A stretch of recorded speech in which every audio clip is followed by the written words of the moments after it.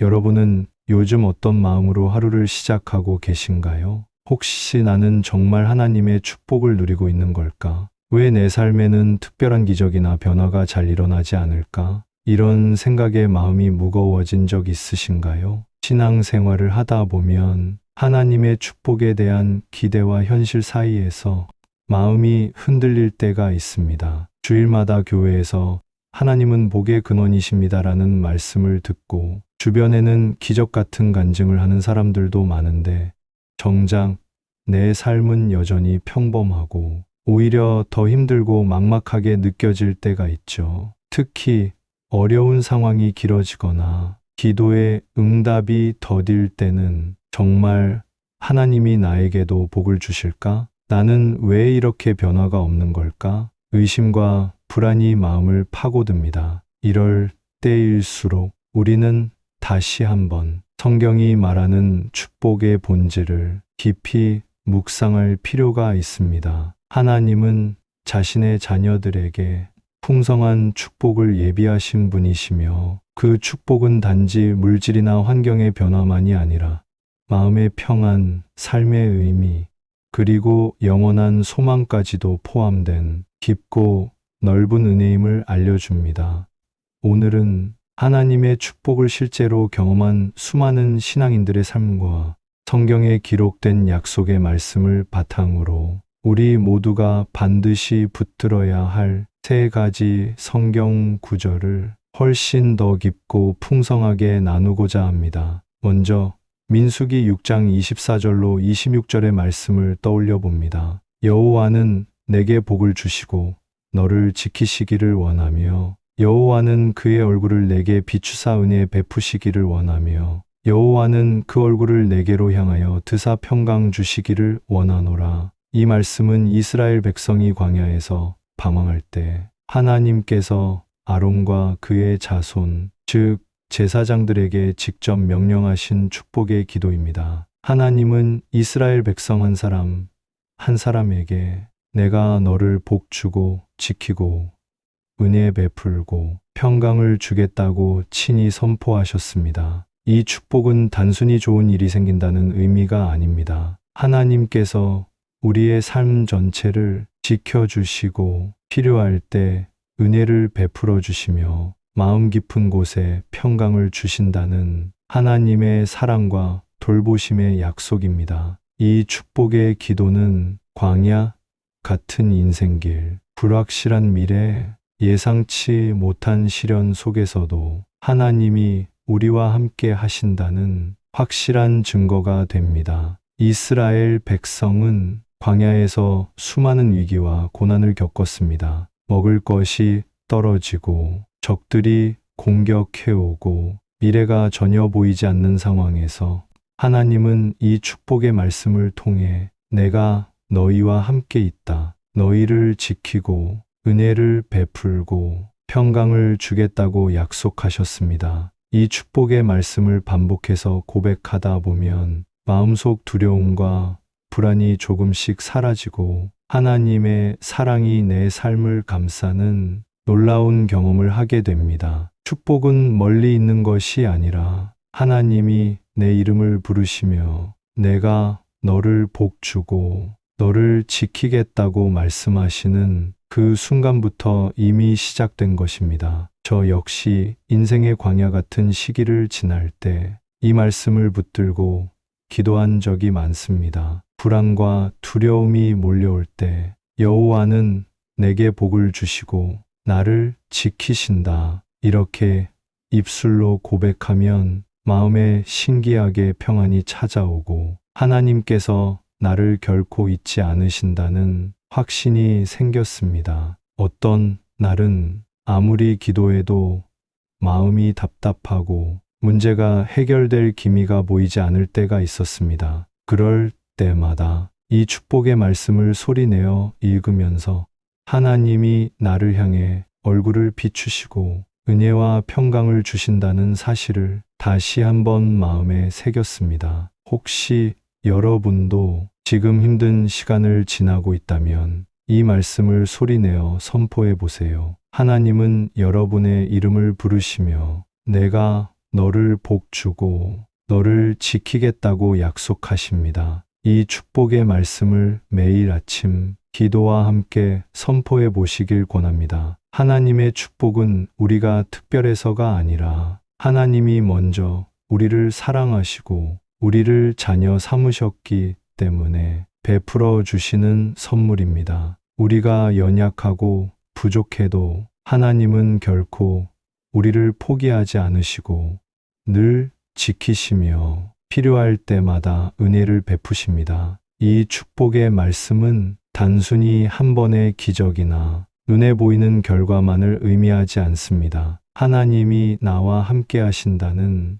확신, 마음의 평강, 삶을 이끌어 주시는 은혜, 이 모든 것이 하나님의 축복임을 다시 한번 기억하시길 바랍니다. 이 축복은 가족과의 관계, 직장에서의 어려움, 건강 문제, 미래에 대한 불안 등 삶의 모든 영역에 하나님의 손길이 미치는 포괄적인 은혜입니다. 저는 이 말씀을 붙들고 매일 아침 기도할 때 하나님께서 내 삶을 지키시고 필요한 은혜와 평강을 채워주실 것을 믿음으로 선포합니다. 이렇게 하루를 시작하면 마음이 훨씬 가볍고 어떤 어려움이 와도 하나님이 나를 돌보신다는 확신이 생깁니다. 혹시 여러분 중에는 나는 너무 오랫동안 부족함에 익숙해져서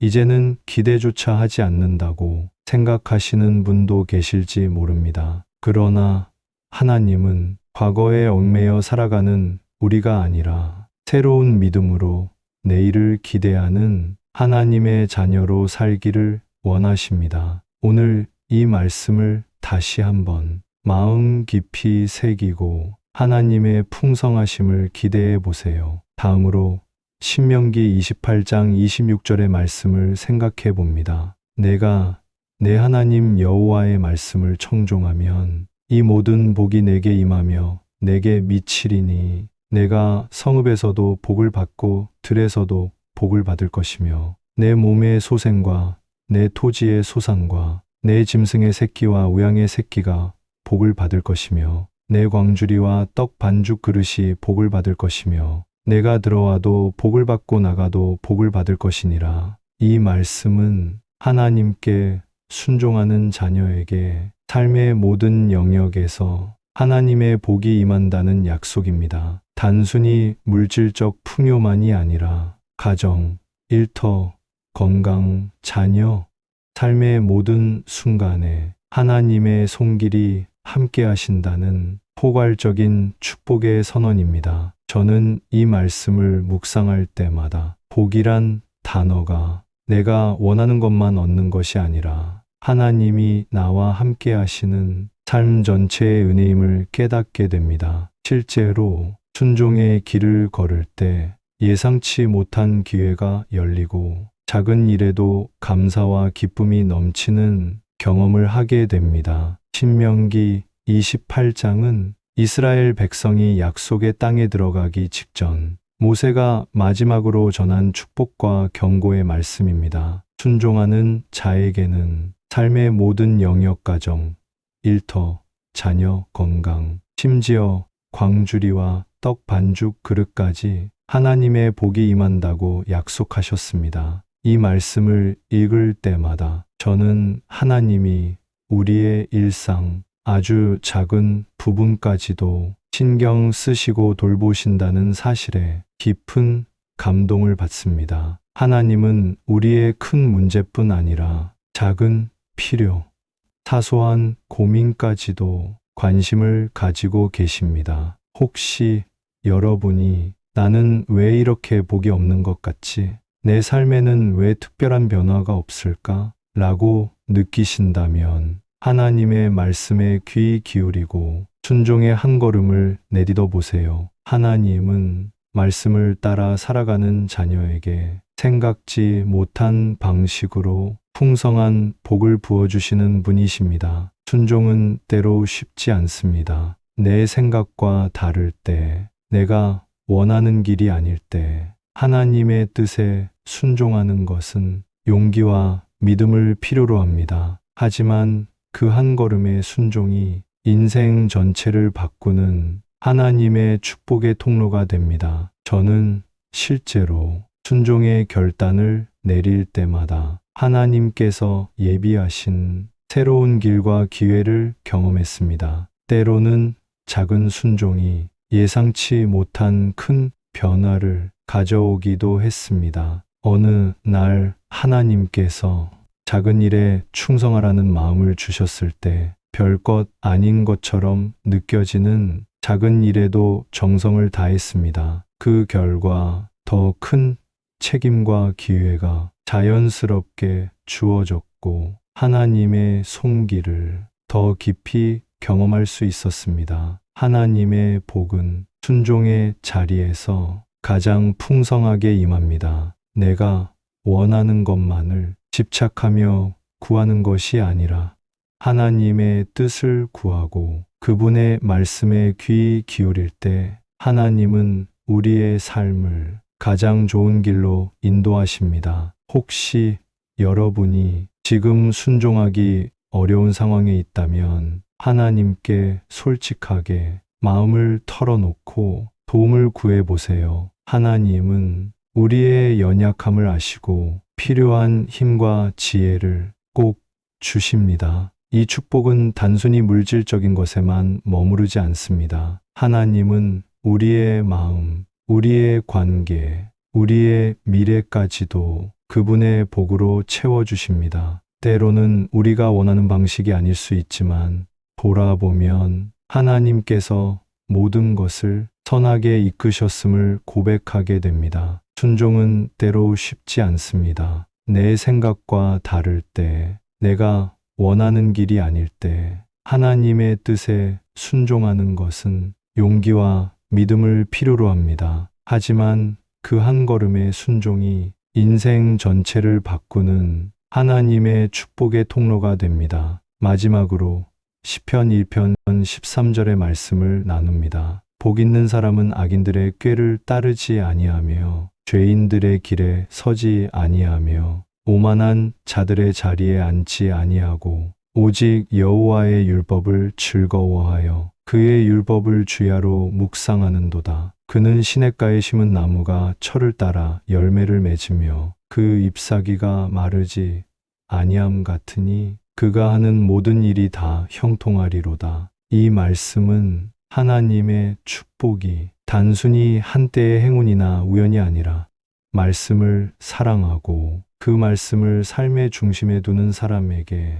지속적으로 임한다는 원리를 보여줍니다. 시냇가에 심은 나무처럼 말씀에 깊이 뿌리 내린 사람은 어떤 환경, 어떤 계절이 와도 마르지 않고 항상 열매 맺는 삶을 살아갑니다. 이것이 바로 하나님께서 주시는 진정한 축복의 모습입니다. 저 역시 힘든 시기마다 이 말씀을 붙들고 성경을 묵상하며 기도의 시간을 늘렸을 때 마음에 평안이 찾아오고 삶의 여러 문제들이 조금씩 풀려가는 경험을 했습니다. 말씀을 가까이 하는 삶, 그것이 축복의 가장 확실한 비결임을 다시 한번 고백하게 됩니다. 축복은 단순히 외적인 성공이나 눈에 보이는 결과만이 아닙니다. 하나님의 말씀에 뿌리 내릴 때 내 삶의 뿌리가 깊어지고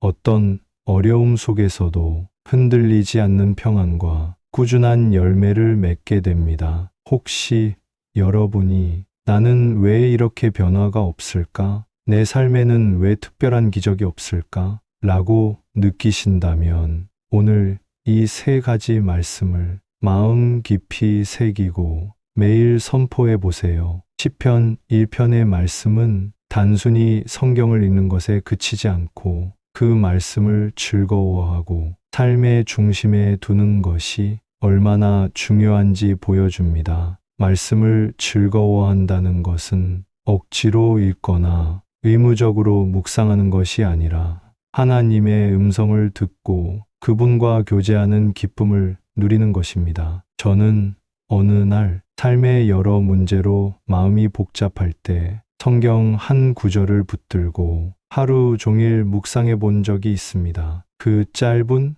구절이 마음에 큰 힘이 되었고 생각과 감정이 조금씩 정리되는 경험을 했습니다. 여러분도 하루에 한 구절이라도 말씀을 깊이 묵상해 보세요. 하나님의 축복이 여러분의 마음과 삶 전체에 조용히 스며들기 시작할 것입니다. 이 세 가지 말씀은 하나님의 축복을 경험하는 가장 확실한 길을 보여줍니다. 하나님의 축복은 특별한 사람, 특별한 상황에만 임하는 것이 아닙니다. 하나님은 당신의 자녀 한 사람을 사랑하시고 복 주시길 원하십니다. 혹시 지금 나는 하나님의 축복과는 거리가 먼 사람 아닐까? 내 삶에는 왜 변화가 없는 걸까? 라고 생각하신다면 오늘 이 세 가지 말씀을